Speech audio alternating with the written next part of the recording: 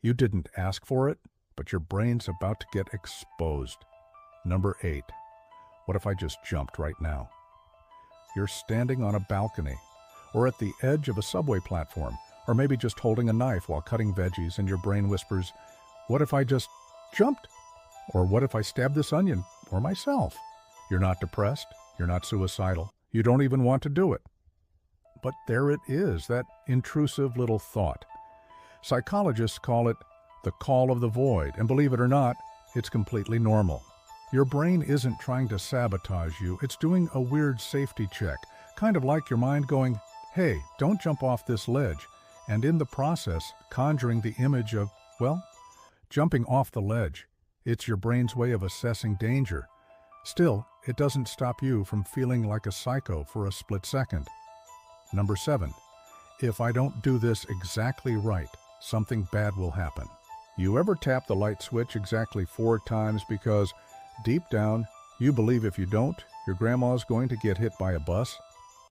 Logically, you know that's ridiculous, but still, better to be safe, right? This kind of magical thinking is way more common than people admit.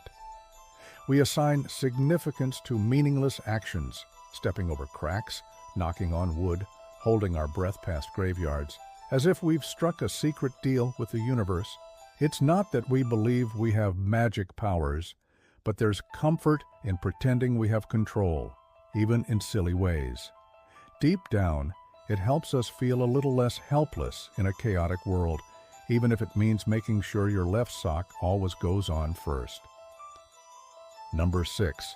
I'm the main character. Everyone's watching me. You're walking through a grocery store and suddenly you're hyper-aware of your body language. Are you walking weird? Is your posture okay? Why are you thinking so hard about pushing a cart? That's the main character syndrome creeping in. You know intellectually that no one in aisle 6 cares what you're doing with that avocado, but you feel like the star of a sitcom and everyone's tuned in.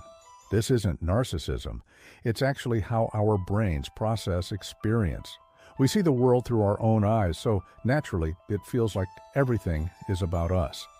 But here's the truth bomb.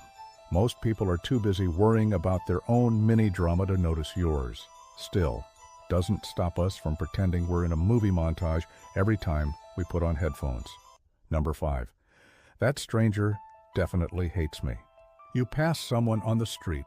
You smile. They don't smile back. Cue the spiral. Did I do something wrong? Do I look weird? Was it my face? Oh no, it was my face. Our brains are wired for social survival, so we assume the worst from neutral interactions. A barista doesn't laugh at your joke? They hate you. Someone didn't text back? They're ghosting you forever. In reality, that stranger probably had something in their eye. The barista was tired. Your friend just left their phone in the couch cushions. But our brains love filling in the blanks with worst-case scenarios because assuming rejection used to help us avoid being kicked out of the tribe. Unfortunately, now it just makes us think Sharon from HR wants to fight us. Number 4. I could fake my own death and start over. It starts innocently. You make a small mistake, send an email to the wrong person, or wave back at someone who wasn't waving at you, and suddenly you're fantasizing about faking your death, moving to the mountains, and becoming a mysterious beekeeper named Carl. No one's really going to do it. But the idea of disappearing and starting from scratch is oddly comforting. It's less about running away and more about mentally pushing the reset button. Life gets overwhelming, and your brain responds with, what if we just stopped being this version of ourselves? You don't actually want to vanish, you just want a break.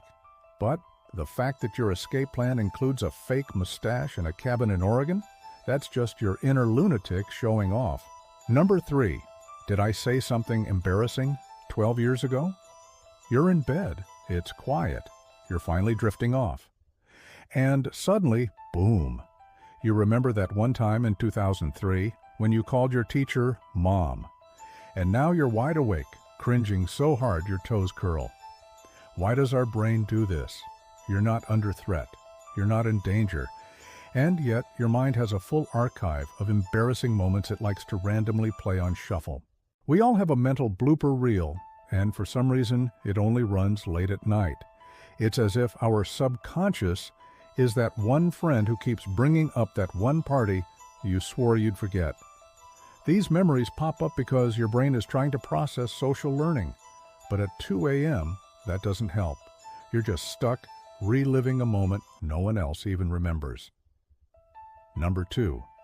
What if everyone's just pretending to like me? You're at a party. Everyone's laughing, having a good time. But a quiet voice inside whispers, they don't actually like you. They're just being polite. This thought hits hard because it preys on our deepest fear, rejection. Even if people show us kindness, we question it. We scan every gesture, every pause, every look, like we're decoding hidden messages. It's exhausting, but it's also human. We all secretly wonder if we're truly accepted or just tolerated. Even the most confident people have that occasional, am I the weird one here moment. Here's the kicker. Everyone else is thinking the same thing. Everyone's worried about being the outsider, which weirdly means you're not alone. We're all in this mental echo chamber together. Number 1, what if none of this is real? Ever stare at your hands and think, is this my life? Am I actually here? What if I'm in a simulation? What if I'm just a character in someone else's dream? Welcome to existential dread, population. All of us. It hits during long drives, in the shower, or while zoning out during a meeting. Suddenly, reality feels wobbly. This isn't a sign of psychosis. It's your brain taking a step back and questioning the rules of the universe. Philosophers have written books about this stuff. You just happen to stumble into it while brushing your teeth. It's not a breakdown. It's curiosity. A deep, unsettling curiosity. But again, totally normal. Questioning existence is practically a rite of passage. Just don't do it while operating heavy machinery. So the next time you catch yourself having a thought that's bizarre, inappropriate, or straight up unhinged, don't panic. Don't go Googling, am I losing it, for the 5th time this week. You're not broken. You're not weird. You're just beautifully, hilariously human. That messy mental jukebox playing odd little tunes, it's working exactly as designed. Our brains are wired for strange. They wander, they worry, they rehearse arguments from 2004. And honestly, that's kind of wonderful. Because it means you're not alone. Every weird mental detour you've taken, someone else has too. Maybe not the exact same road, but definitely the same neighborhood.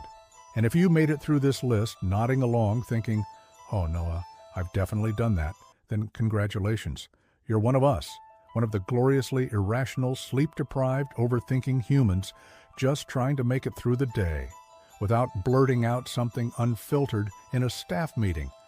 We're all a little nuts, but at least we're nuts together, and there's something weirdly comforting in that.